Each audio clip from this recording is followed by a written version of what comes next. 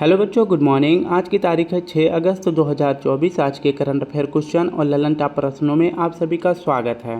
बच्चों, आज भी हमको काम होने की वजह से मैदान सीरीज और उसके साथ साथ जो है हम यूपीपी यानी उत्तर प्रदेश पुलिस से संबंधित प्रश्नों को नहीं करा सकते हैं। कल से हम ज़रूर कोशिश करेंगे कि मैदान सीरीज और साथ साथ में उत्तर प्रदेश स्पेशल प्रश्नों को हम कराएंगे। ठीक है, तो आज हम सिर्फ पढ़ेंगे करंट अफेयर क्वेश्चन और उसके साथ साथ मैदान सीरीज। अगर वीडियो अच्छी लगे तो लाइक, शेयर और कमेंट जरूर करें। तो चलिए शुरू करते हैं अपने 6 अगस्त के दैनिक समसामयिक सभी प्रतियोगी परीक्षाओं के लिए महत्वपूर्ण प्रश्न। पहला प्रश्न है हमारा, भारतीय वायुसेना ने अपना पहला बहुराष्ट्रीय अभ्यास तरंग शक्ति कहाँ प्रारंभ करेगी? तो तरंग शक्ति किसका अभ्यास है? तो ये भारतीय वायुसेना का अभ्यास है। इसका आयोजन किया जाएगा राजस्थान, तमिलनाडु। ऑप्शन डी हमारा सही हो जाएगा। इसकी व्याख्या देखें तो तरंग शक्ति यह किसका अभ्यास है? तो भारतीय वायुसेना का अभ्यास है। यह पहला बहुराष्ट्रीय अभ्यास है वायुसेना का, इसे आप याद रखेंगे। और इसकी शुरुआत पूछे कब की जाएगी? तो यह 6 अगस्त यानी आज से यह शुरू हो जाएगा। और इस अभ्यास का आयोजन जो है 2 चरणों में होगा। पहला चरण कहाँ पे होगा? तो सुलार तमिलनाडु में होगा। और दूसरा चरण कहाँ पे होगा? तो जोधपुर राजस्थान में इसका दूसरा चरण होगा। तरंग शक्ति अभ्यास में जो है, इस अभ्यास में 3 देश भी भाग लेंगे, तो ये आपको याद रखना है। तरंग शक्ति किसका अभ्यास है? तो भारतीय वायुसेना का अभ्यास है और यह पहला बहुराष्ट्रीय अभ्यास है। इसका आयोजन 2 चरणों में किया जाएगा, एक तो तमिलनाडु और दूसरा राजस्थान में किया जाएगा। और इसके साथ साथ इसमें 3 देश भाग लेने वाले हैं। अगर हम बात करते हैं एयरफोर्स डे यानी भारतीय वायुसेना दिवस कब मनाया जाता है? तो यह 8 अक्टूबर को मनाया जाता है। यूनेस्को में शामिल पहली लिविंग हेरिटेज पूछे कौन सी है? तो विश्व भारती है। और विश्व भारती पूछे कहाँ पर स्थापित है? तो यह पश्चिम बंगाल में स्थापित है। पहला साहित्यिक शहर भारत का कौन सा घोषित किया गया है? तो यह कोझिकोड को घोषित किया गया है, जो कि केरल का एक शहर है। 43वां विश्व धरोहर पूछे कौन सा है? तो मोइदम है। मोइदम कहाँ पे है? तो यह असम में है।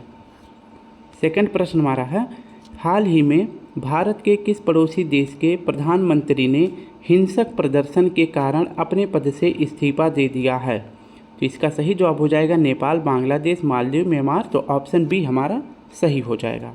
इसके बारे में व्याख्या देखें तो कुछ दिनों से जो है आरक्षण को लेकर बांग्लादेश में प्रदर्शन हो रहा था, तो इस कारण जो है बांग्लादेश की जो प्राइम मिनिस्टर है शेख हसीना, उन्होंने इस्तीफा दे दिया है। तो इसके बारे में देखते हैं, बांग्लादेश की पीएम कौन थी? तो पीएम थी शेख हसीना, ये आपको याद रखना है। और इन्होंने अभी अपने पद से क्या कर दिया है? इन्होंने अपने पद से इस्तीफा दे दिया है, तो ये भी आपको याद रख लेना है। तो अपने पद से अगर पूछे किसने इस्तीफा दिया है, तो शेख हसीना जी ने अपने पद से इस्तीफा दे दिया है, इसको आप याद रखेंगे। नेक्स्ट बात करते हैं कि इन्होंने इस्तीफा देने के बाद ये जो है देश छोड़कर भाग गई हैं। वो कहाँ पे भागी हैं? तो इंडिया में हिंडन एयरबेस के पास ये जो है इनका विमान उतरा है। भारत में हिंडन एयरबेस के पास इनका विमान उतरा है। और फिर ये जो है भारत से कहाँ जाने वाली हैं? तो ये यूरोप चली जाएंगी। और अगर बात करते हैं कि शेख हसीना जी कौन है, तो ये जो है शेख मुजब्बुर रहमान जी की बेटी हैं, ये आपको याद रखना है। और शेख मुजब्बुर रहमान जी का 1971 में बांग्लादेश को आज़ाद करने में महत्वपूर्ण इनकी भूमिका थी, ये आपको याद रखना है। और अभी जो है आरक्षण के कारण बांग्लादेश में विरोध प्रदर्शन हुआ, जिसके कारण जो है शेख हसीना जी को अपना अपने पद से त्यागपत्र देना पड़ा। और इतनी ज़्यादा स्थिति खराब हो गई कि ये जो है भारत में आई। और अब ये भारत से कहाँ जाने वाली हैं? तो ये यूरोप कंट्री में जाने वाली हैं, तो इसे आप याद रखेंगे। अगर बात करते हैं बांग्लादेश से भारत की कुल सीमा कितनी लगती है? तो 4096 किलोमीटर कुल सीमा लगती है। बांग्लादेश से सीमा बनाने वाले राज्य पूछे कितने हैं? तो 5 राज्य हैं। कौन कौन से हैं? तो पश्चिम बंगाल, मेघालय, असम, त्रिपुरा, मिजोरम।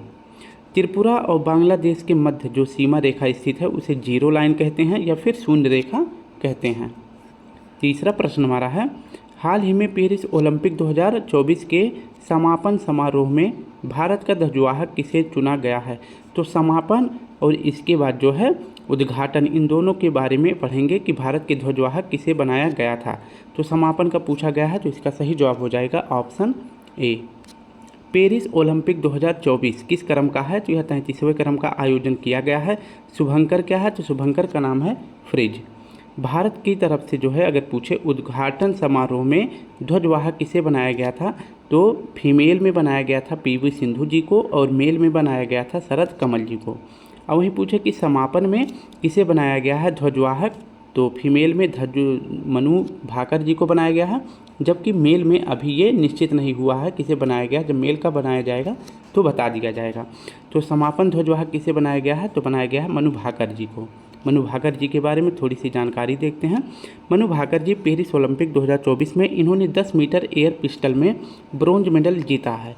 फिर इसके बाद डबल में मनु भाकर और इनके साथ साथ इनके पार्टनर थे सबरजोत सिंह, इन्होंने भी 10 मीटर एयर पिस्टल में ब्रोंज मेडल जीता है। तो ये आपको याद रखना है। किसी भी एक ओलंपिक में 2 मेडल जीतने वाली भारत की पहली महिला कौन बन गई है, मनु भाकर बन गई हैं, ये आपको याद रखना है। दोनों में इन्होंने ब्रोंज मेडल जीता है। नेक्स्ट बात करते हैं 2028 में ओलंपिक का आयोजन पूछे कहाँ किया जाएगा, तो लॉस एंजल्स में किया जाएगा, USA में किया जाएगा, ये आपको याद रखना है। और किस क्रम का किया जाएगा, तो 34 नंबर का किया जाएगा। पहले ओलंपिक का अगर पूछे आयोजन कहाँ किया गया था, तो 1896 में एथेंस में किया गया था, जो कि ग्रीस की राजधानी है।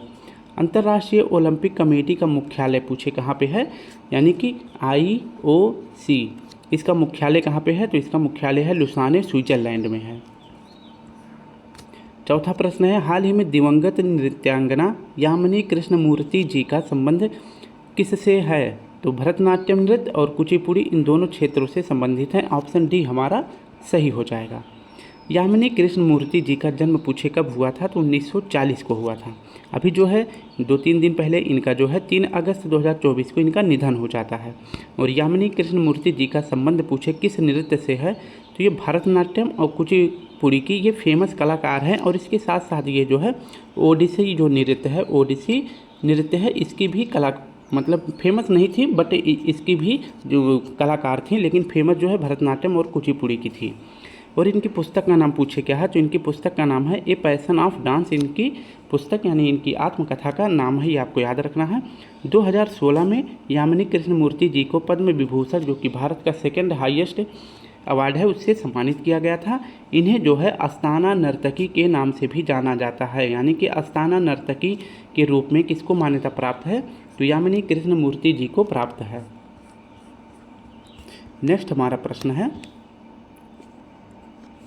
भारत में कुल कितनी अगर पूछे क्लासिकल डांस हैं, तो भारत में कुल 8 क्लासिकल डांस है, ये आपको याद रखना है। जिनमें सबसे पुराना क्लासिकल डांस पूछे कौन सा है, भरतनाट्यम है, इसे देवदासी नृत्य भी कहते हैं। और नवीनतम यानी 8वां अगर पूछे डांस कौन सा है भारत का, तो सबसे नवीनतम है सत्तरिया। और ये कहाँ का है, तो यह असम का है, ये आपको याद रखना है। और भरतनाट्यम पूछे किस राज्य का है, तो यह तमिलनाडु का है। और अगर पूछे सत्तरिया नृत्य को किसने शुरू किया था, तो शंकर देव जी ने शुरू किया था। किसने, तो शंकर देव जी ने शुरू किया था। नेक्स्ट प्रश्न है, भरतनाट्यम नृत्य के कलाकार कौन कौन से हैं, इसको एक नज़र में देखते हैं। पद्मा सुब्रमण्यम जी, वैजंती माला, बाला सरस्वती, रुक्मणी देवी अरुंडेल, लीला सैमसन, सोनल मान सिंह। नेक्स्ट हमारा हो जाता है कुचिपुड़ी नृत्य की कलाकार कौन है, तो राधा रेड्डी हैं। और इसके साथ साथ राजा रेड्डी, यामिनी कृष्णमूर्ति और पद्मा रेड्डी, ये चारों कलाकार को आपको याद रखना है। नेक्स्ट प्रश्न है, संयुक्ता पाणिग्राही का संबंध पूछे किस नृत्य से है, तो ये ओडिसी नृत्य से संबंधित है। झावेरी बहन का संबंध पूछे किस राज्य से ये संबंधित हैं, तो मणिपुर से संबंधित है। नेक्स्ट हमारा प्रश्न है 5वां, हाल ही में चर्चा में रही भोटो यात्रा का संबंध किससे है, तो भोटो यात्रा संबंधित है नेपाल से। ऑप्शन ए हमारा सही हो जाएगा। इसके बारे में जानकारी देखें तो भोटो यात्रा का संबंध अगर पूछे किस देश से है, तो भोटो यात्रा संबंधित है नेपाल से। और यही नेपाल में ही एक रत्न जड़ी बनियान होती है जिसे सैंडो बंडी भी कहते हैं, उसको भी भोटो बोलते हैं। ठीक है, तो भोटो 2 चीज़ों को बोलते हैं, और एक तो हो जाता है इनका भोटो यात्रा जो कि नेपाल से संबंधित है, और रत्न जड़ी जो बनियान होती है उसको भी भोटो बोलते हैं। और ये भोटो यात्रा है, यानी कि रत्न जड़ित जो बनियान होती है, अगर पूछे यह किसको समर्पित है, तो यह देवता महेंद्रनाथ को समर्पित है। तो ये दोनों यात्राएं, ये तो भोटो यात्रा और इसके साथ साथ रत्न जड़ित जो बनियान है, यह किसको समर्पित है, तो देवता महेंद्रनाथ जी को समर्पित है। वहीं पूछे कि नेपाल के PM कौन बनाए गए हैं वर्तमान में, तो KP शर्मा ओली जी बनाए गए हैं। नेपाल की राजधानी का क्या नाम है, काठमांडू है। और नेपाल की राजधानी जो पर्यटन राजधानी घोषित हुई है वह है पोखर। नेक्स्ट प्रश्न हमारा, नेपाल से सीमा बनाने वाले राज्य अगर पूछे कौन कौन से हैं, तो नेपाल से सीमा बनाने वाले भारत के 5 राज्य हैं, उत्तराखंड, उत्तर प्रदेश, बिहार, पश्चिम बंगाल, सिक्किम। नेपाल में किस संगठन का मुख्यालय है, तो सार्क जिसे दक्षेस कहते हैं का मुख्यालय है। उत्तर प्रदेश से नेपाल के कितने ज़िले सीमा बनाते हैं, तो 7 ज़िले सीमा बनाते हैं। कालापानी लिपुलेख विवाद अगर पूछे किस देश के बीच में है, तो भारत और नेपाल के बीच में है। छठा प्रश्न हमारा है, हाल ही में उष्णकटिबंधीय तूफान डेबी ने कहाँ तबाही मचाई है, तो डेबी जो है तबाही मचाया है यूएसए में। डेबी क्या है, एक उष्णकटिबंधीय तूफान है और यह कहाँ पर तबाही मचाया है, तो फ्लोरिडा के तट पर, जो कि यूएसए का एक प्रांत है, यहाँ पे तबाही मचाया है, जिसके कारण यूएसए में अलर्ट जारी कर दिया गया है। नेक्स्ट देख लेते हैं, रेमल चक्रवाती तूफान, इसका नामकरण पूछे किसने किया था, तो रेमल का नामकरण किया गया था ओमान के द्वारा। और रेमल का अर्थ पूछे क्या है, तो रेमल का अर्थ बताया गया है रेत। यूएसए में कुल कितने प्रांत हैं, तो यूएसए में कुल 15 प्रांत हैं और 14 जुलाई को स्वतंत्रता दिवस मनाया जाता है यूएसए का। डेमोक्रेटिक पार्टी की राष्ट्रपति उम्मीदवार अभी हाल ही में किसे नियुक्त किया गया है, तो राष्ट्रपति उम्मीदवार बनाया गया है डेमोक्रेटिक पार्टी से कमला हैरिस जी को। नेक्स्ट प्रश्न है, यूएसए की राजधानी का क्या नाम है, तो वाशिंगटन डीसी इसकी राजधानी है। और आईएमएफ और वर्ल्ड बैंक, इन दोनों अगर पूछे संस्थाओं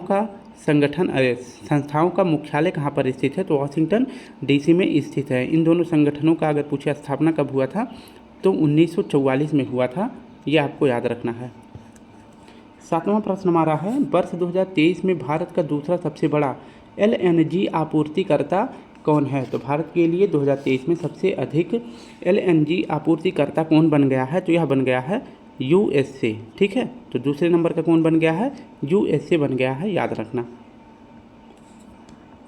इसके बारे में व्याख्या देखें तो एलएनजी लिक्विड नेचुरल गैस इसका फुल फॉर्म होता है। और भारत का 2023 का दूसरा सबसे बड़ा अगर आपूर्तिकर्ता देश पूछे कौन सा है, तो दूसरे क्रम का कौन बन गया है, यूएसए बन गया है। और पहले पर कौन आ गया है, तो पहले पर कतर आ गया है। लेकिन 2023 से पहले पूछे कि पहला सबसे बड़ा एलएनजी आपूर्तिकर्ता भारत के लिए कौन था, तो सबसे पहले नंबर पर आता था यूएसए, लेकिन अब 2023 में यूएसए जो है दूसरे स्थान पर चला गया है। एलपीजी के मुख्य अवयव पूछे कौन कौन से हैं, तो ब्यूटेन, प्रोपेन इसके मुख्य अवयव हैं। और एलपीजी में जो रिसाव होता है, जो गंध आती है, उसके लिए इथाइल मरकेप्टेन इसमें मिलाया जाता है। सीएनजी के मुख्य अवयव कौन से हैं, तो मीथेन है। मीथेन का सूत्र अगर पूछे तो क्या होता है, तो इसका फुल सूत्र होता है CH4 इसका सूत्र होता है। नेक्स्ट है, दामोदर किसकी सहायक नदी है, तो दामोदर जो है हुगली की सहायक नदी है। नर्मदा नदी का उद्गम स्थल पूछे कहाँ है, तो अमरकंटक की पहाड़ी मध्य प्रदेश में इसका उद्गम स्थल है। ट्रांसफार्मर किस सिद्धांत पर आधारित है, तो विद्युत चुंबकीय प्रेरण नियम पर ट्रांसफार्मर का सिद्धांत आधारित है। नेक्स्ट प्रश्न है 8वां, हाल ही में केंद्र सरकार ने 8 लेन वाले राष्ट्रीय हाई स्पीड रोड कॉरिडोर को कहाँ बनाने की घोषणा की है, तो इसका सही जवाब हो जाएगा ऑप्शन ए, महाराष्ट्र में। ऑप्शन ए हमारा सही हो जाएगा।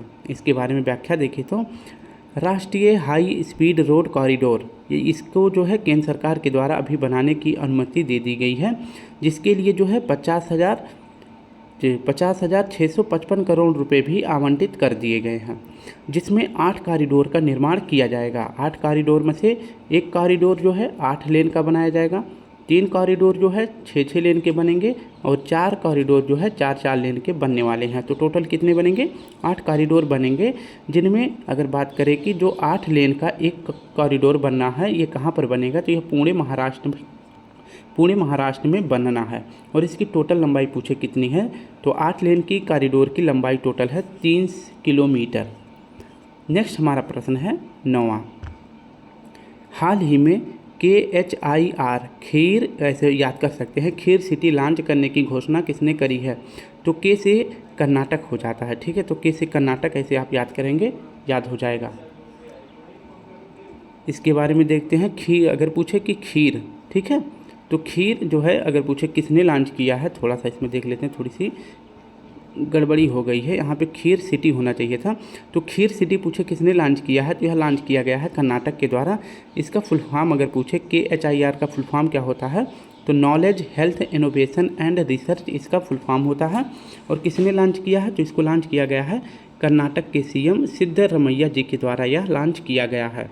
और कर्नाटक के अगर पूछे राज्यपाल कौन है, तो थावर चंद गहलोत यहाँ के राज्यपाल हैं, ये आपको याद रखना है।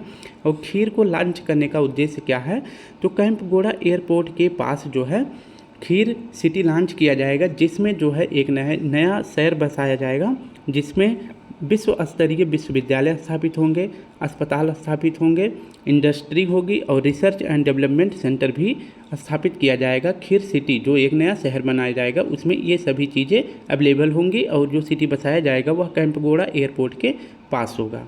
अब बात करते हैं कैंपगोड़ा एयरपोर्ट के पास किसकी प्रतिमा स्थापित की गई है, तो स्टैचू ऑफ प्रॉस्पेरिटी मूर्ति स्थापित की गई है, ये आपको याद रखना है। और विश्व का सबसे बड़ा अगर पूछे रेलवे प्लेटफॉर्म कहाँ पर है, तो यह सिद्धिरुदा स्वामी रेलवे प्लेटफॉर्म है, जो हुबली में कर्नाटक में बनाया गया है। आखिरी प्रश्न हमारा है, हाल ही में केंद्रीय गृह मंत्री श्री अमित शाह ने ई साक्ष्य, न्याय सेतु, न्याय श्रुति और ई समन ऐप कहाँ लॉन्च किया है, तो ये चारों ऐप लॉन्च किए गए हैं चंडीगढ़ में। अमित शाह जी जो कि वर्तमान में केंद्रीय गृह मंत्री हैं, इन्होंने ऐप लॉन्च किया है, जिनमें 4 ऐप लॉन्च किया गया है। एक तो है ई साक्षी, न्याय सेतु, न्याय श्रुति और ई समन, ये चारों ऐप लॉन्च किए गए हैं। और पूछे कहाँ लॉन्च किया गया है, तो यह चंडीगढ़ में लॉन्च किया गया है। लॉन्च करने का उद्देश्य अगर पूछे क्या है, तो इन 4 ऐपों को लॉन्च करने का उद्देश्य है 1 जुलाई 2024 को जो भारत में 3 नए कानून लागू किए गए थे, उनकी जानकारी देखने के लिए लोगों को ये 4 ऐप लॉन्च किया गया है चंडीगढ़ से अमित शाह जी के द्वारा। NIA के लिए कौन सा पोर्टल लॉन्च किया गया है, तो संकलन ऐप लॉन्च किया गया है। और किसने लॉन्च किया है, तो अमित शाह जी ने लॉन्च किया है। प्रवाह पोर्टल किसने लॉन्च किया है, तो RBI के द्वारा लॉन्च किया गया है। जबकि प्रवाह सॉफ्टवेयर अगर पूछे किसने लॉन्च किया है, तो इसरो ने लॉन्च किया है प्रवाह सॉफ्टवेयर।